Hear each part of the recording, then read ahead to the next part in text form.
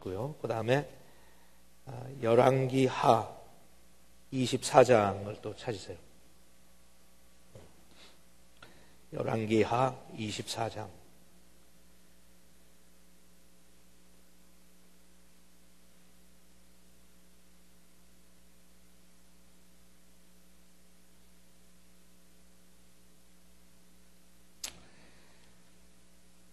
오늘 에스겔 17장, 18장, 19장에 나오는 말씀이 그 내용이 그 당시 상황을 좀 이해하고 그 다음에 들어야 우리가 삶에 적용하는 데 조금 도움이 될 것 같아요. 늘 그렇듯이 일반적으로 세상 살다 보면 항상 그 격동하는 어떤 그 시대적인 분위기 속에 살죠. 늘 끊임없이 그런 것 같아요. 일이 계속 터지기 때문에.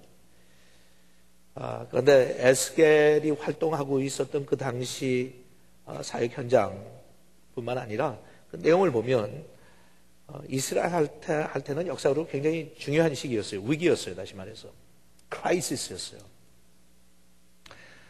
그리고 그 위기가 그냥 어떻게 쉽게 지나간 위기가 아니라 국가가 망하죠. 그냥 역사의 페이지에서 사라져버려요. 나라가 없어져요.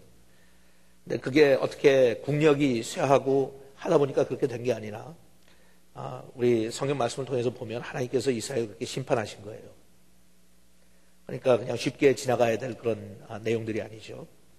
나라가 국력이 좀 쇠하고 여러 가지 어려운 환경 속에서 망하는 게 종종 있지만 이스라엘 백성들한테는 그렇게 우연한 일이 아니었단 말이에요. 하나님께서 구체적으로 직접 간섭하신 일이고 하나님께서 그렇게 계획하셨고 하나님께서 심판하신 거란 말이에요. 그런데 왜 심판을 받았느냐? 내용을 우리가 대충 알죠, 짐작하고. 그런데 그렇게 하나님의 심판을 받으면서 역사적인 근거를 놓고 볼 때 굉장히 격동하는 분위기였어요. 그 당시에. 그러니까 자연적인 시야를 가지고 놓고 볼 때는 그럴 줄 알았다, 그럴 수도 있겠다, 이렇게 결론을 져요. 그런데 이스라엘만큼은 하나님께서 직접 간섭을 하시고 개입을 하셨던 하나님의 나라에 대한 역사이기 때문에 그냥 그렇게만 볼 수는 없죠. 영적인 차원에서 봐야 돼요. 지나가는 참새 한 마리가 땅에 떨어지는 것도 하나님의 허락이 없이는 떨어지지 않는다고 그랬으니까 우리 주변에서 일어나는 수많은 일들이 그냥 일어나는 일들은 아니에요. 하지만 모든 것이 다 직접적으로 나한테 관계가 있는 것도 아니야. 아시겠어요? Not directly. indirectly, 간접적으로는 나한테 영향이 있지만 직접적인 개인적으로 나한테 어떤 영향을 주는 건 아니란 말이에요. 그런데 어떤 것들은 직접적으로 나한테 영향을 주는 거예요. Personally 하나님께서 주신 메시지가 있어요. 그 메시지를 놓치면 역사적인 흐름 속에 하나님께서 하시고자 하는 말씀을 우리가 듣질 못해요.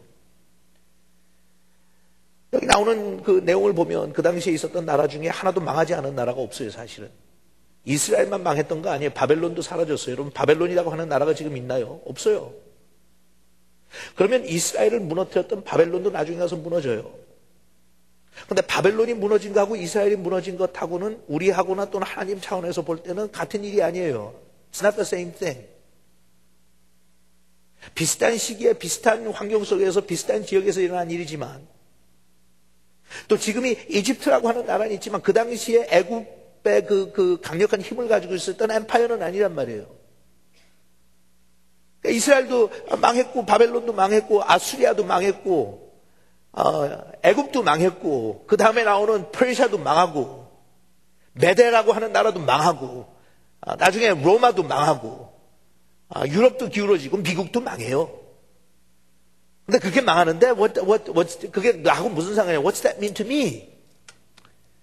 그 메시지 속에서는 미국이 망한다고 하나님의 나라가 망하나요? 그건 아니거든요. 유럽이 망한다고 하나님의 나라가 망하는 건가요? 그건 아니거든요. 바벨론이 망한다고 하나님의 나라가 망하는 거예요? 그것도 아니거든요. 근데 이스라엘은 하나님의 나라가 망하는 거예요. 왜냐하면 이스라엘은 상징적으로 하나님의 나라였으니까. It's the kingdom of God. 근데 이스라엘이 역사의 한 페이지에 사라질 때는 심각한 일이란 말이에요. 그리고 그것이 우리한테 직접적으로 주는 교훈이 있어요. 하나님께서 우리한테 그러시는 거예요. 이스라엘이 망하는 거 보지. 너희들도 망할 수 있다. 정신 차려서 그 속에서 하나님께서 우리한테 주시는 교훈이 뭔지 깨달으라는 거예요. 지금도 마찬가지예요, 여러분. 우리가 살고 있는 시기가 격동하는 시대라고 그래요. 오래전부터 격동하는 시대래요. 근대 역사가 격동하는 것 같아요. 역사가 너무 자주 변하니까 격동하는 건 사실이에요. 그리고 주위에 보면 수많은 슈퍼파워들이 자기들의 위치가 자꾸 변하잖아요. 포지션을 다르게 하고 미국도 지금 불과 4, 5년 사이에 포지션이 굉장히 달라져요. 뭐 부시 행정부가 처음 들어왔을 때만 해도 유일하게 남아있는 슈퍼파워라고 그랬어요. 이제는 모든 학자들이 예측하건대 미국은 기울어지기 시작했고 아마 2025년 정도 되면 미국이 중국하고 같이 슈퍼파워의 위치를 나눠야 될 것이고 나중에는 뒤질 수도 있다고 그래요. It's happening in our lifetime. 불과 한 8년 전만 하더라도 저는 내 생애에서는 미국이 기울어지지 않는다고 생각했어요. 우리 자녀들의 세대에 가서는 기울어지지만 It's going to happen in our lifetime. 격동하는 거예요. 8년 전만 해도 미국이 그렇게 이렇게 쉽게 무너질 거라고 상상도 안 했어요. 막강한 군사력과 경제력을 가지고 세상을 한동안 다스릴 줄로 생각해요. 적어도 20년에서 30년 더 다스릴 거라 그래. 자연적으로 놔둬도 탄력 때문에, 모멘텀 때문에. 근데 갑자기 미국의 경제가 흔들리면서 모든 면에서 흔들리잖아요. 그런 거예요. You can never tell. 근데 그 당시에 그 이스라엘 주변에 있었던 나라들이 그렇게 포지션이 리포지션하고 또 리포지션하고 하면서 엄청난 격동의 역사가 있었는데 그때 이스라엘은 굉장히 고달펐어요. 왜냐하면 그 슈퍼파워들의 그늘 아래서 어디다가 맞춰야 될지 모르겠어. 줄을 얼로 서야 돼. What do I do? 줄을 얼로 가서 서야 돼요. 지금 여러분 우리 각 개인적으로도 그렇고 사실 국가적인 차원은 아니야 하지만 우리 굉장히 권고하죠. 예? 여러분 모르겠어요. 조금이라도 뭐 리타이먼트 펀드가 있는 분들은 어디다 갖다 넣어야 될지 모르겠죠.